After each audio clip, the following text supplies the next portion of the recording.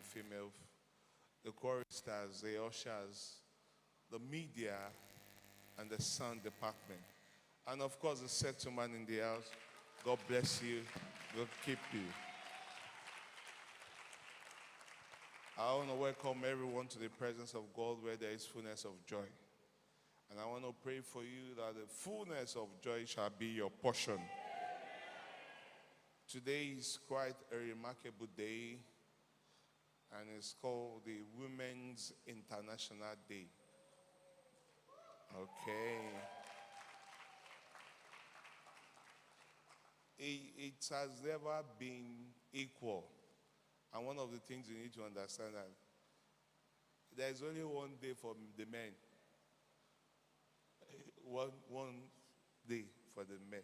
But for the women, they have several days. Among the several days is today. Today is one of their day, International Women's Day. Next week is Mother's Day, the English one. In another 3 weeks' time is American Mother's Day. You see? So let's appreciate the women in the house today. You can do better. Let's appreciate them. God bless you all for what you do, for who you are, for everything you represent. Now, the lesson read to us is quite interesting.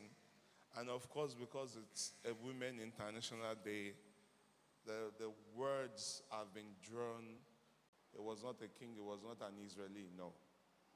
But the advice the mother gave was handy and effective.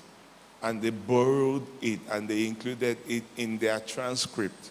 And that's why we are reading it today. Now, in that lesson that was read to us, I wouldn't go over it, I will just summarize it. It gave 3 brief proverbs. We read from verse 1 to 10. And it gave 3 candid advice. The first one was in verse 2 to 3, which was sexual promiscuity. And the second was about drunkenness. And the third one was defending the poor and the needy. This was a woman advising a king.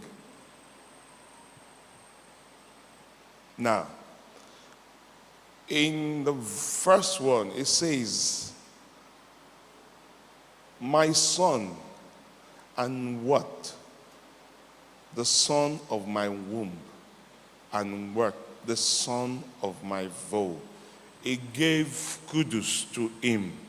He acknowledged his status because he understands that he's no longer speaking to a son, but he's speaking to a king. And in all ramifications, she needs to adore and respect that position.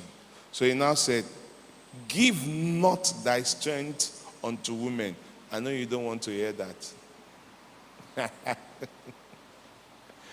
He says, nor thy way to that which destroyed kings. That was the first advice.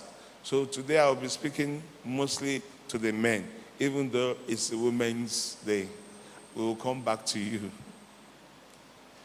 This is a very candid advice from a woman to a king, not just to an ordinary person. And this is a counsel. This is the first word. Give not thy strength unto women.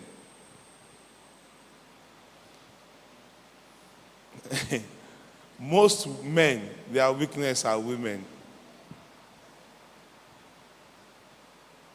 All they tend to do is, all you have to do is just let their wife just report you to them. And the next thing you see the other side of them. You will find out that two good friends, that nothing comes between them. The moment the other one gets married, they become separated. Why? Because there is the influence of the third party coming in. She's always seeing that other thing the other friend is not seeing.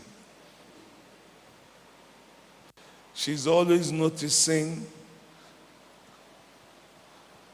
that you are staying out too much. You are staying longer.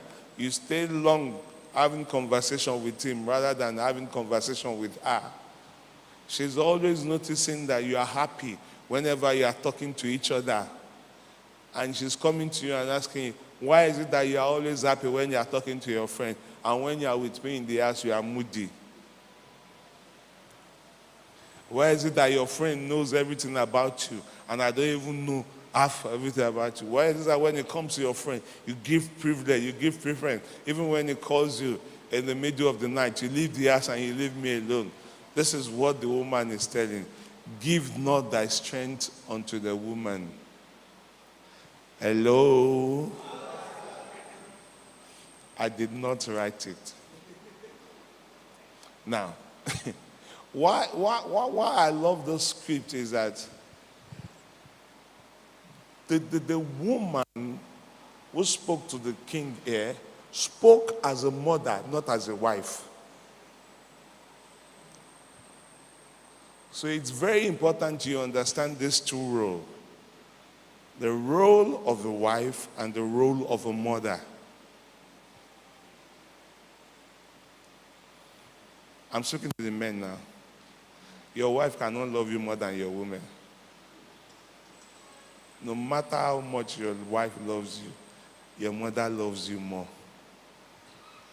I know most of you don't agree with me, but I'm speaking to the men. Hello? You can see that I'm focused to you now.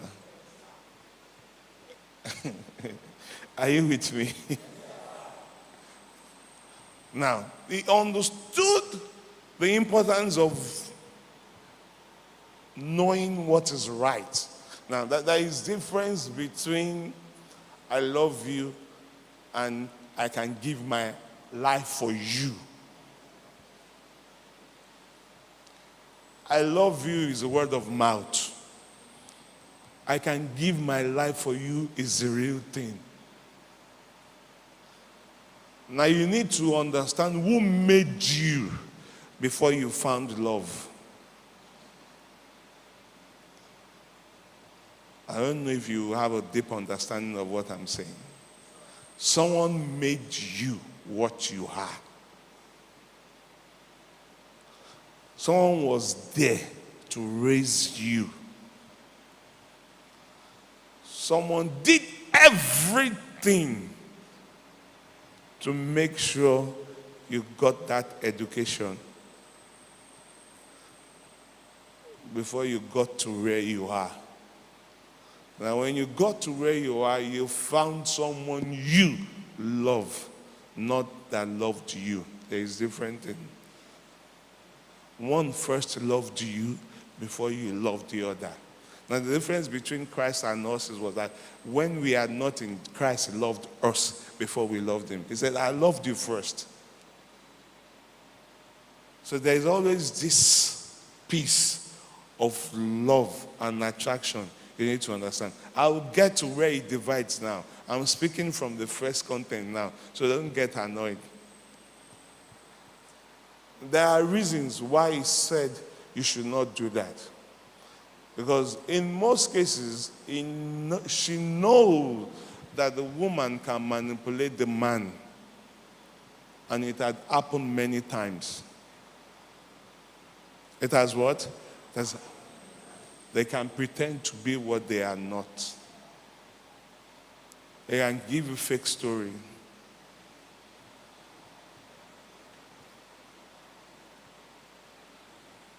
I can tell you of something that happened relatively. My mom can bear you that witness.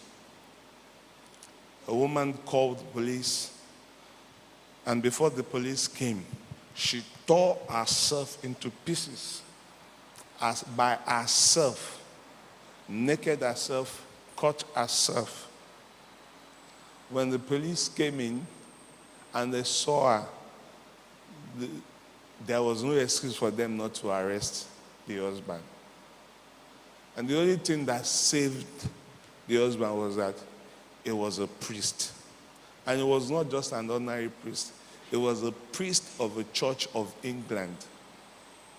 And that was what saved him. If he was an ordinary priest, be it other denomination, he would be arrested. And they took his word. And he said to them, look at me very well. Look at me. Check my record.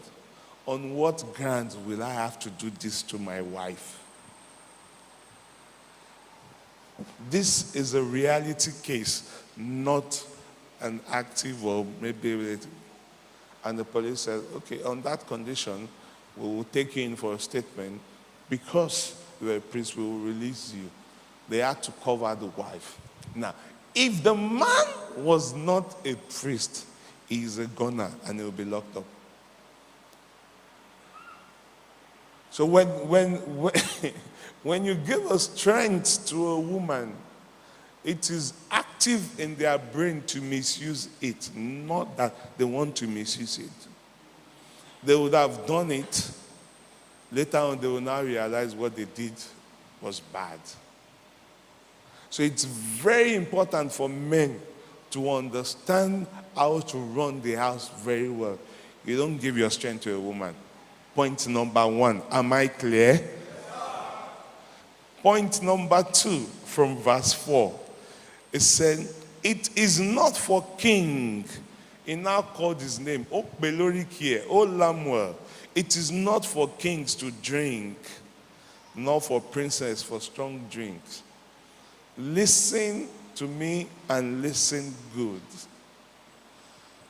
As a man, I'm speaking to you now, I'm not, as a man, do not be under the influence of alcohol into your reaction.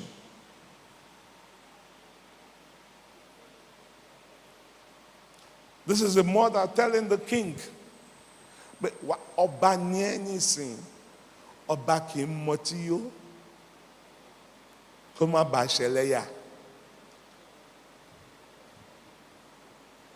You need to understand that you don't take decisions under the influence of alcohol because you want to be what you are not. And when you are seated with your friend, you don't discuss about your home when you drink because they influence your decisions.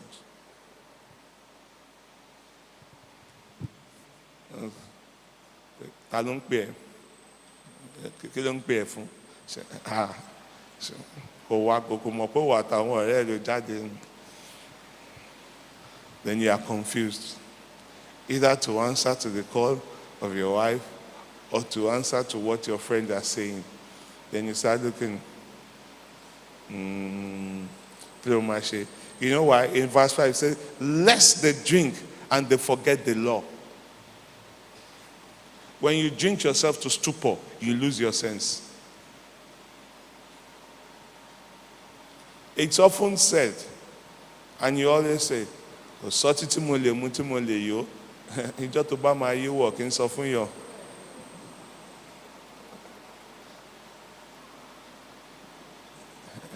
Are you with me? Kò sọ́tí tó lè mú tó lè yó, ṣùgbọ́n ìjọ́ tó bá máa yó. I have examples of people that are drunk in the church. I will not mention their names. I don't know that this will become. I have some of their pictures of my phone that I took.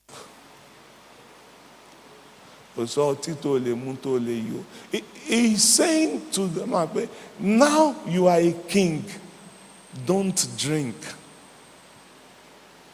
There is a reason why he was saying that to the king. In verse it says, give strong drink unto him that is ready to perish. Ẹ̀yàn tó rẹ̀ ò pé tó wá dára pé òun mọ́ tí dáadé kò sí nǹkan tó fẹ́ ṣẹlẹ̀. You know, whilst he's drinking, at the time he's drinking, he forgets about everything he's going through. But the moment the drink is off, the thing is done on him again, right? But the point at which he's drinking, he marries and he forgets that wàhálà wa bùkátà wa má wọrí mọ́tí èèyàn tí ò ní làákàyè lọ́ máa ń rọ lọ́tí yó.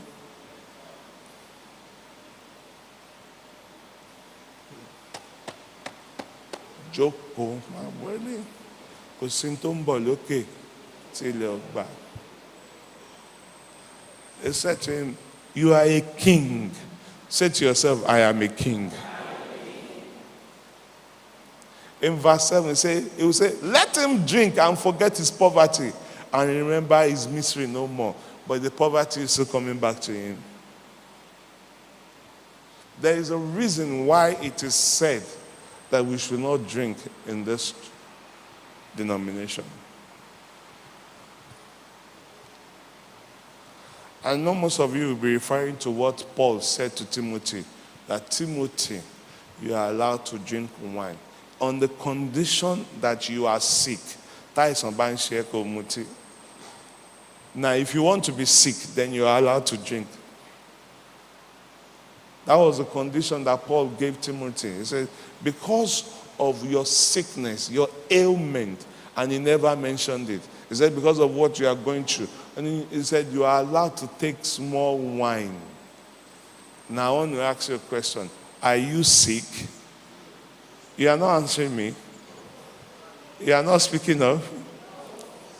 So why do you want to take it?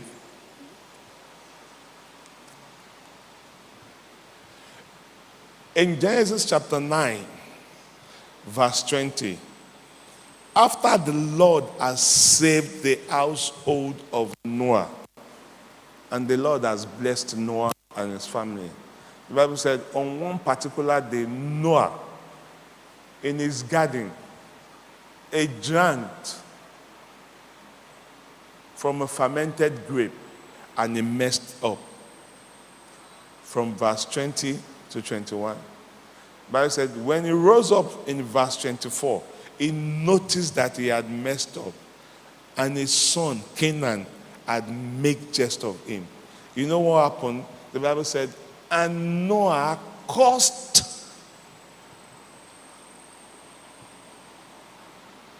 Canaan. He did not curse his son, Shem. He cursed the future.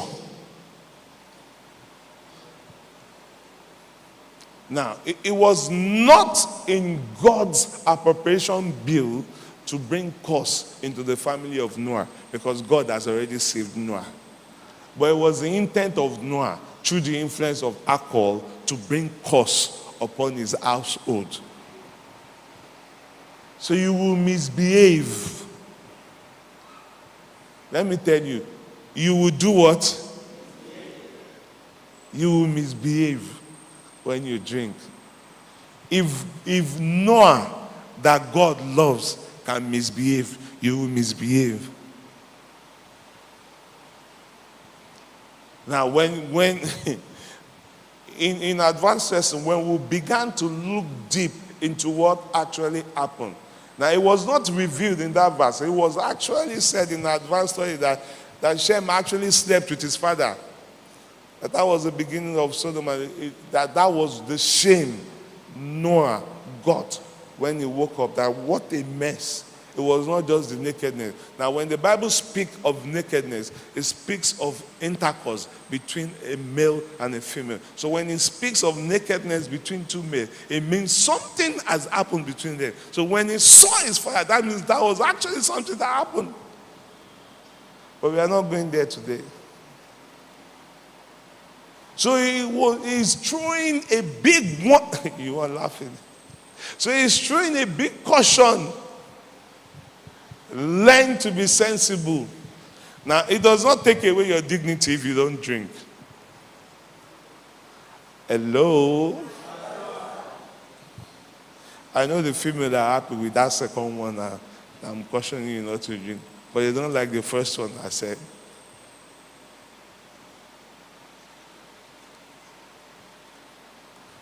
You maintain your dignity when you own up to things.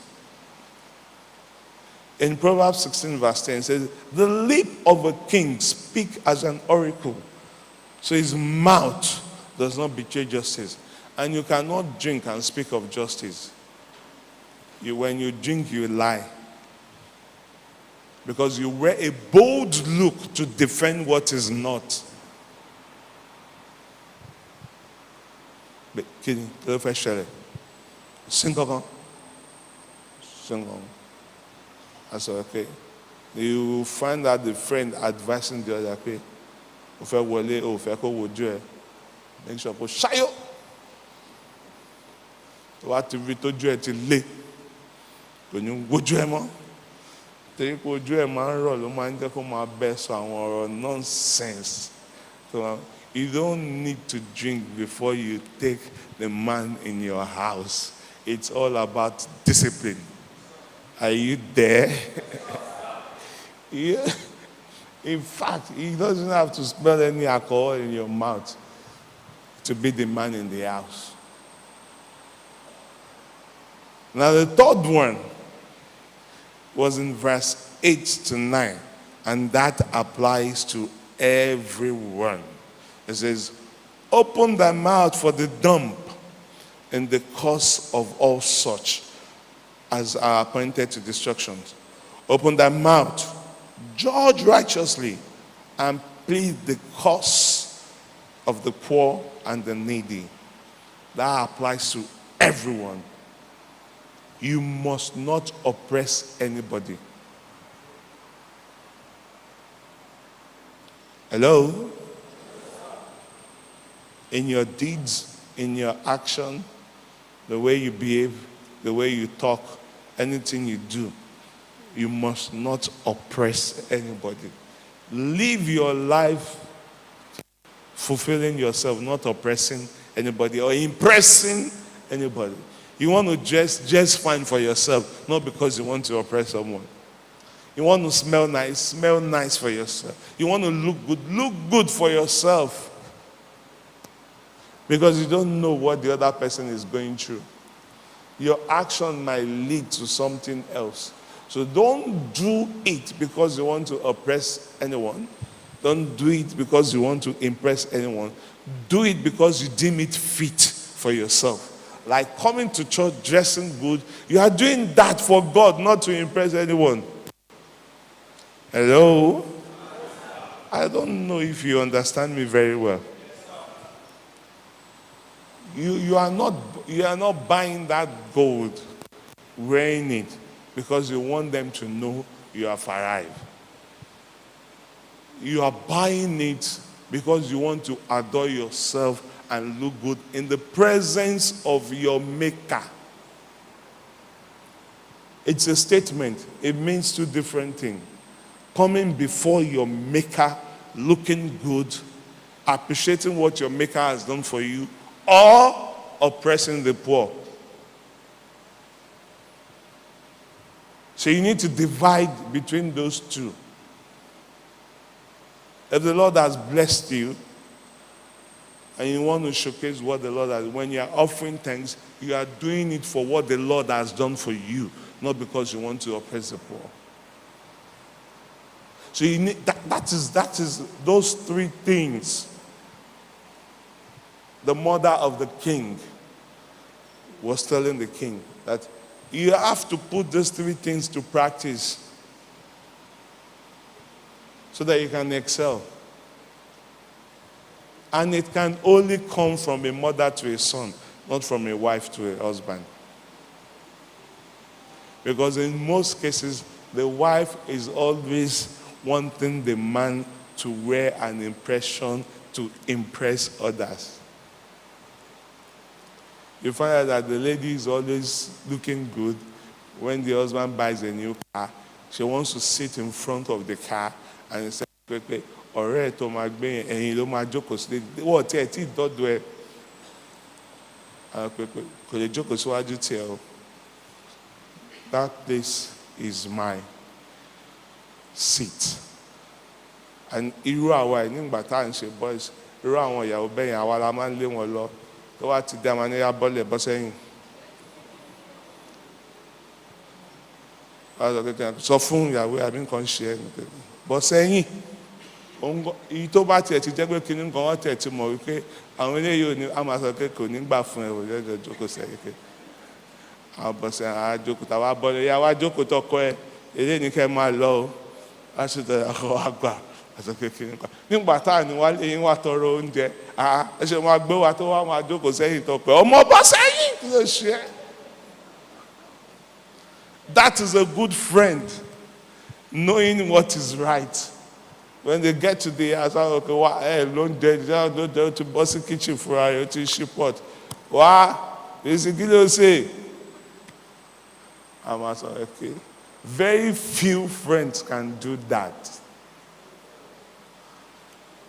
You find out that the other one, the moment he steps in and the wife is there, okay, àjẹní ìyàwó ẹ̀ máa jẹ́ kó pa mí. We'll move back. Now for the woman, you cannot be that kind of a woman because you will need the help of those friends one day. Hello? I'm facing you now.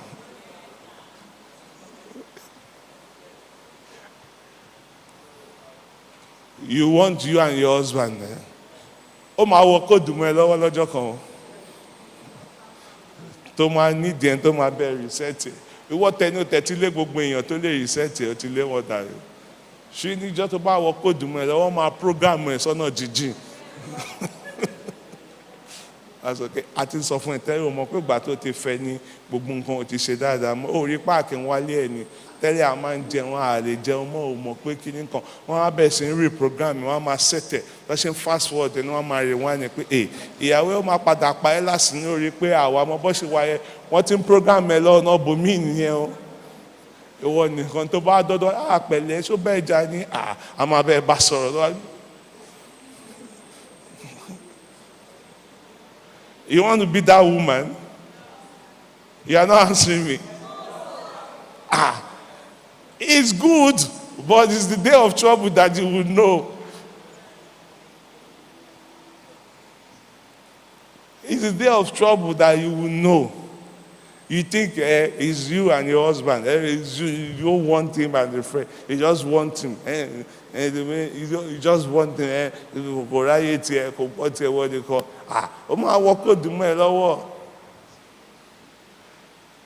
Ìjọ kan mọ́tò ẹ máa bàjẹ́ kò ní sílé ọ̀rẹ́ ẹ ló máa pè pé ó yá bá mi help ẹ bá mi gbé.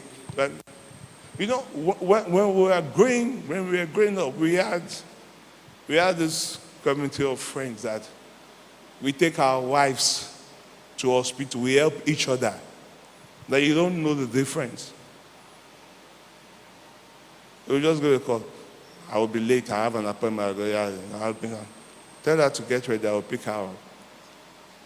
That's the good one. But the bad one, tiny.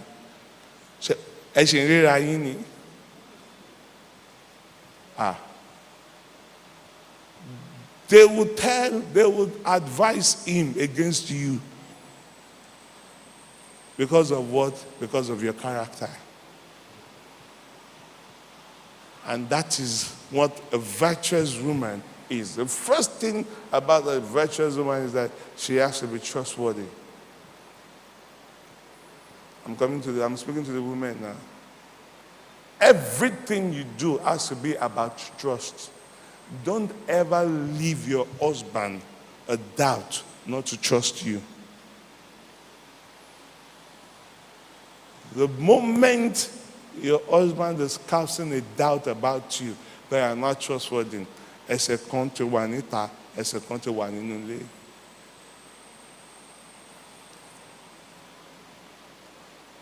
Two, you need to be hardworking. You need to be prudent with everything you do. When they invest in you, you need to be productive. The man wants someone he can put his investment on and yield result. That means you need to be fruitful. Not the one that they give to and you can say, ofuni kini fia, ikeji hiaf, iketa fsa, ikeji yuma oke ibolo to pade eléyìí kalu eléyìí o.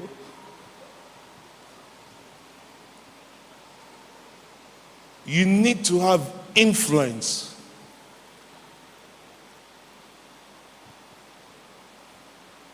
You don't instruct him, but you can advise him.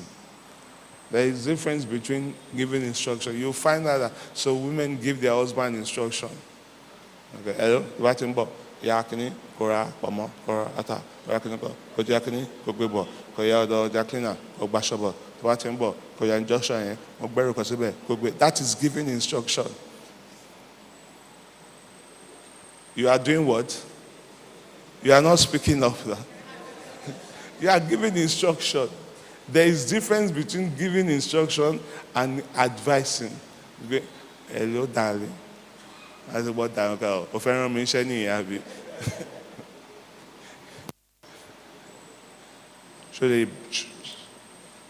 Sọ̀rọ̀ àtàtìtàn lé ní. Kí ló ṣẹlẹ̀?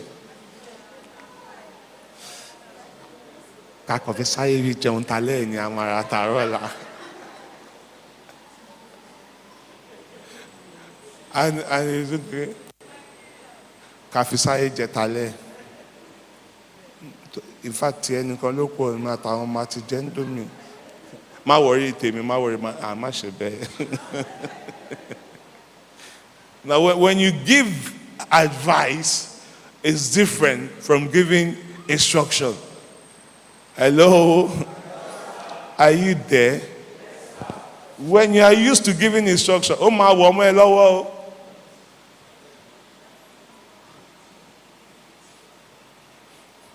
I'm telling you the truth now, you know.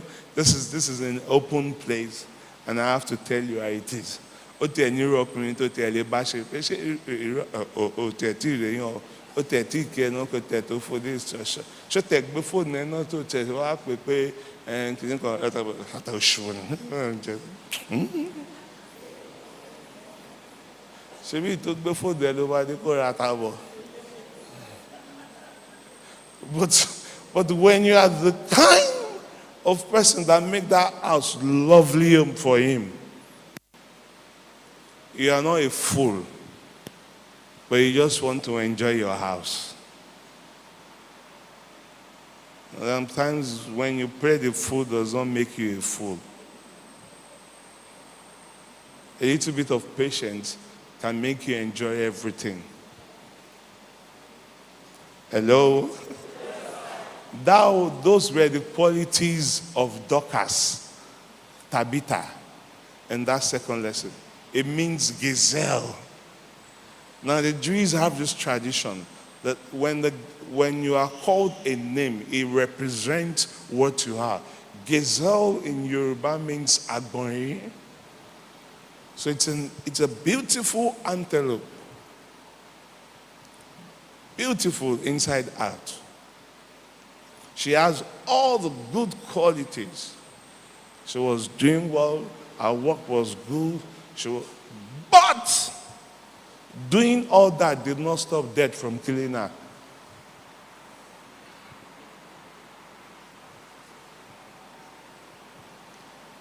Are you with me? She was a nice person.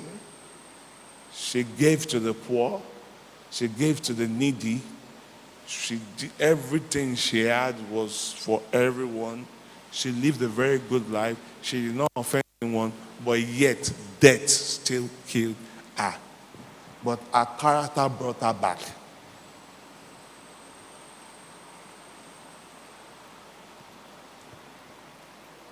Death can come anytime, but your character can save you.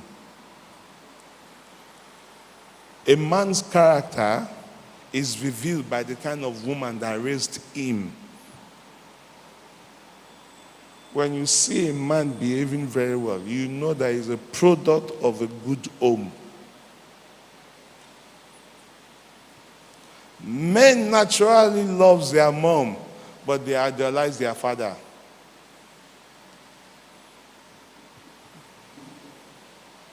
They tend to have a soft spot for their mom, but the true nature of a man is revealed in the way he treats his family. I was able to put everything together. Your character is everything you are. ìwà rẹ, ẹ̀sìn rẹ, ni yóò gbé ọ̀dọ́run bó dára. It represents everything about you. No matter who you are, no matter the gift you have, no matter what you represent, your character defends you. When they speak about you, the first thing they say is, who?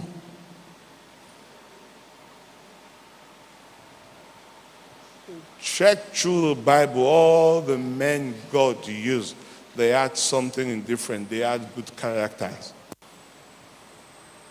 Check through the Bible, all the women God used, they had something in common. They have what? Good character. Tabitha was the only woman in the Bible that was called a disciple.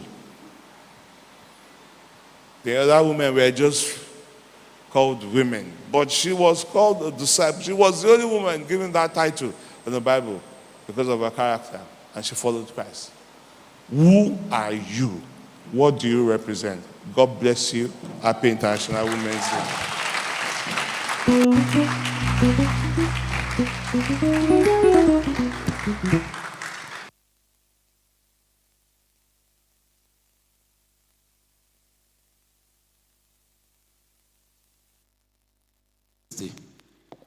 Michael Memo. Baba